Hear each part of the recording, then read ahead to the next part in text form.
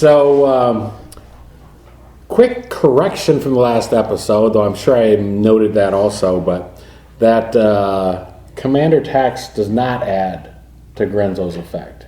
No. As you pointed out there, it's got to be X, it's got to be whatever you spent on it and stuff, so, oops. But you know what? That's what I'm here for. I'm here to learn from everybody and to learn to be a better player. Right on. And to learn what you have in this awful, terrible, hateful deck. So we've looked at everybody's deck so far.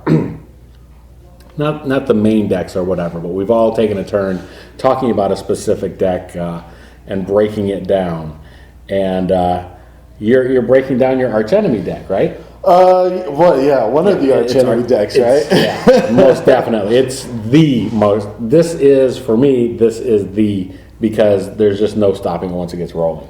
Yeah, once it gets rolling is the key word, though. Right. Well, I can't let you do that. I just can't let you do that. We're talking, of course, of the Dragon deck. Yes. All right. So, out of the box, the Dragon deck is pretty good. Sure.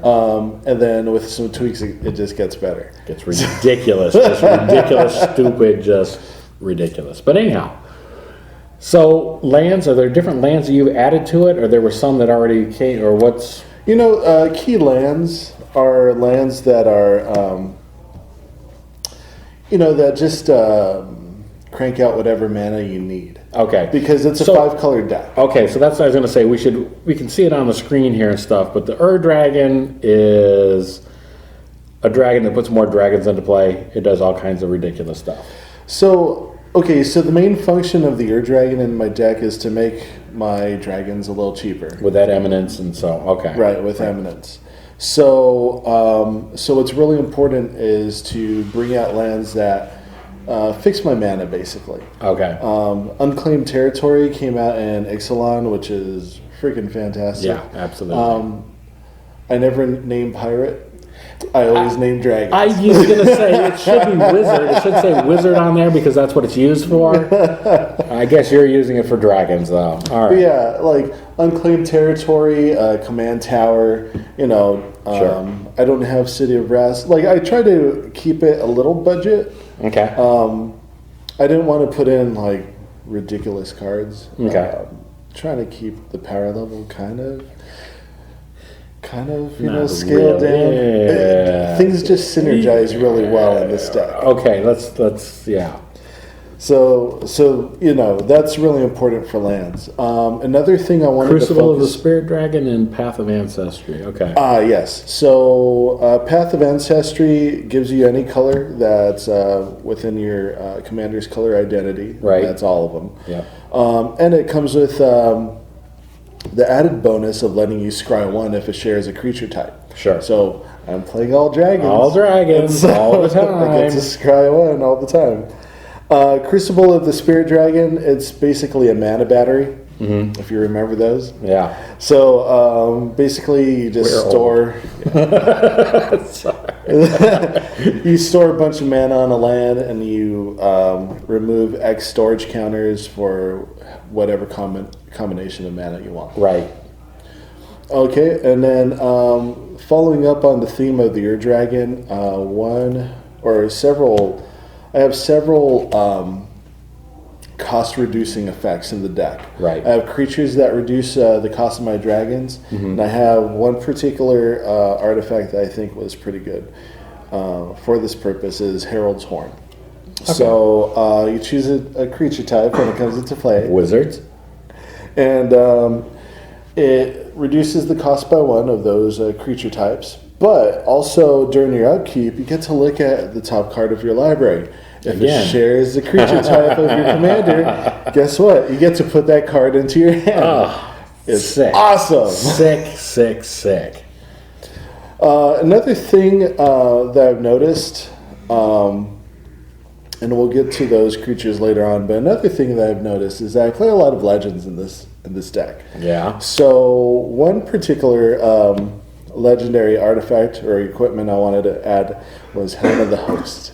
Right. And Helm of the Host is sweet. Terrible, busted, ridiculous synergies with this deck. So, Helm of the Host. I don't know if I've spoken about this card before. I don't think we have. We haven't talked about it. I really like this card.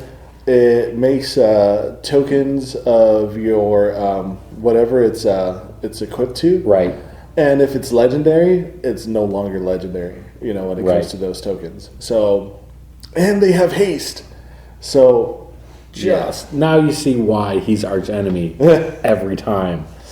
And then another artifact I wanted to include and highlight is Lifecrafter's Bestiary. Such an awesome card. Yes. I got so much use out of that card when it was in Standard. And Kaladesh Standard with Lifecrafter's Bestiary. Yeah. Fantastic. I got a lot of use out of that card as well. And you still do at this point. Yes, I do.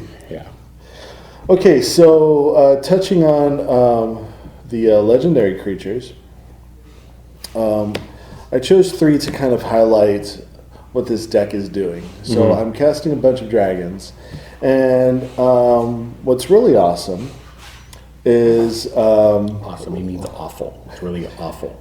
There's this one legendary dragon called Lathless, the Dragon Queen. She came out in M19. Right. And whenever another non-token dragon enters the battlefield, you create a token 5/5 flying dragon.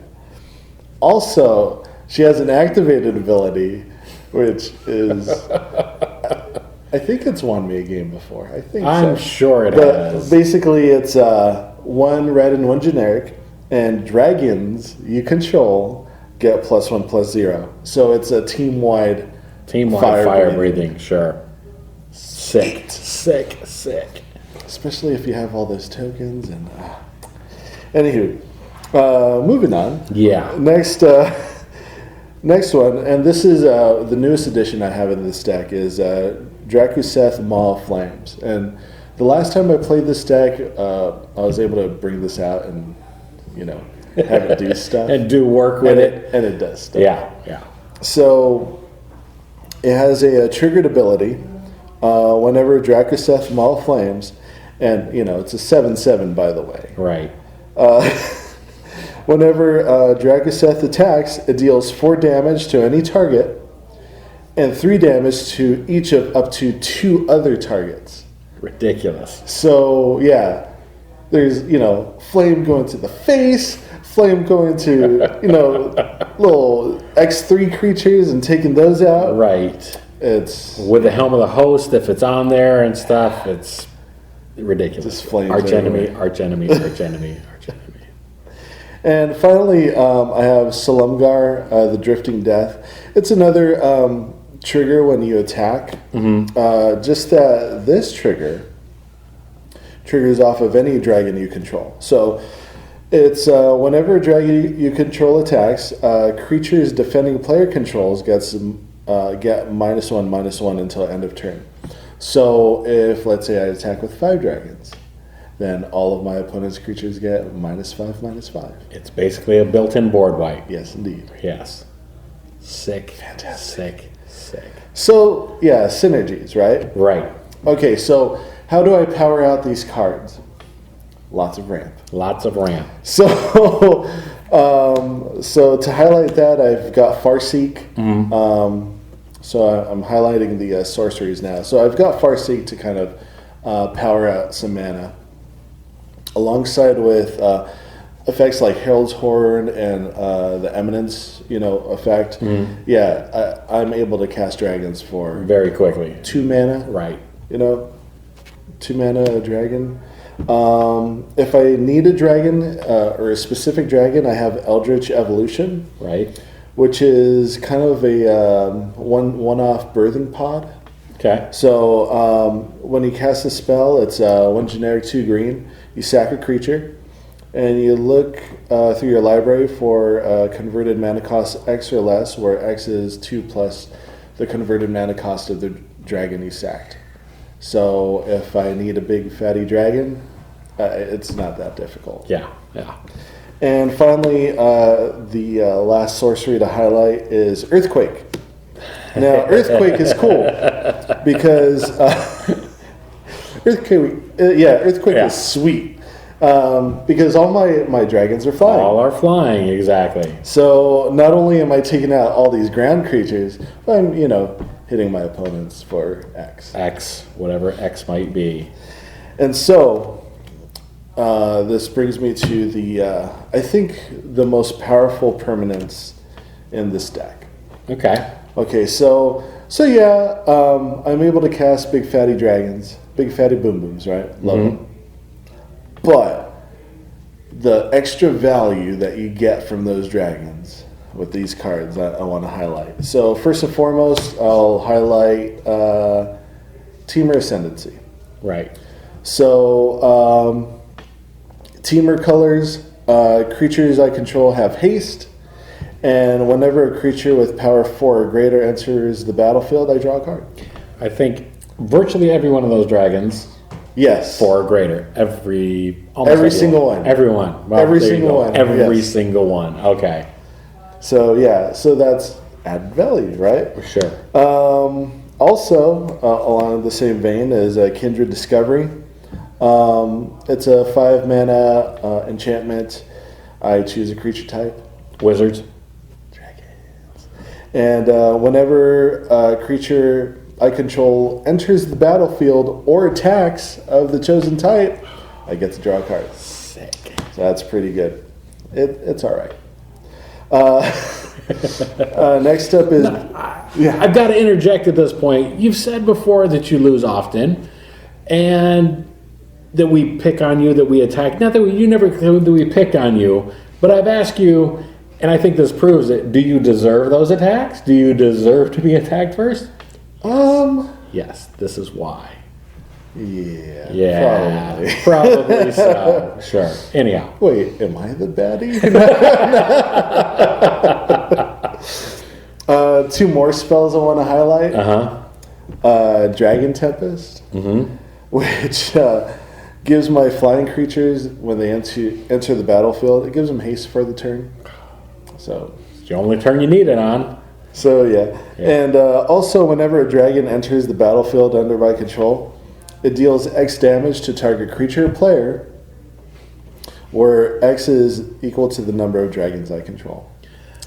Now you see why I run lots of board wipes. Lots and lots of board wipes. And this is why I think going after people's land is a valid option too. But that's for another time. Land destruction is hateful, sir. It's very, very spicy, but enjoyable. As long as you're on as long as I'm on, right? Exactly. And then finally, I think this is an underplayed card. I think so too, actually. But I'd hate to see more people using it. I really would. Especially in this deck where I'm casting dragons for less than their converted mana cost. Right. But I'm still getting the full value of their cast. But Sunbird's Invocation. So Sunbird's Invocation, if I cast a, let's say, for example, a 6 mana dragon. Right. 6 converted mana cost. Right. But I'm casting it typically for 2 mana. Right. I still get to dig 6 in and then cast a spell that's converted mana cost 6 or less. Nice. And a lot of I times... should just facepalm this entire episode. That's what it should have been. So yes, while Sunbird's Invocation is a little pricey to cast, it's 6 mana total. Sure. Once you get that out there, it just snowballs. Value the whole way through. Oh yeah. Absolutely. And so, yeah, it's a fun little deck. I enjoy playing it every once in a while. Yes. But we go back to that early episode that we did, Unintended Consequences. Yes. Well, it's intended at this point because now you know why he's getting all the attacks. But no, it's a tremendous deck. It's absolutely phenomenal. I see no need to build an Ur-Dragon deck because I've seen pretty much a perfect one, I think, right here. Oh, man. And far from perfect. It could only get more busted, I guess. Actually, it can. Yeah. I just decided not to, but it can. Well, thanks for holding back on us. I appreciate that. For the good of the group, I've chosen not to bust it any further. I appreciate that any further, exactly. Well, you've seen the cards. You've seen each of us in our play group here, how we play, what decks we like, the cards that we play with and stuff. This by far is probably the most busted that you've seen at any rate here. If you have suggestions on how he could break that further, please do not put them in the comments. Do not add them down below. Do not like, do not subscribe. You will not be my friend if you help this guy. Trust me. Thumbs up this episode specifically. If you like the power of the Ur Dragon, thumbs up all the way. Terrible, terrible, terrible. Anyhow, thank you all for listening and sticking with us this far. Listening, you can tell I'm used to doing the podcast all the time. Thank you for watching. Thank you for tuning in. Thank you. If you have any comments, suggestions, I do encourage you to like, comment, subscribe. Join us if you can down here at Game Hub here in Manhattan Beach. The more victims, the merrier. Indeed. You want those salty tears to be collected. Yes. Yeah, fair enough. All right. Well, thanks for watching.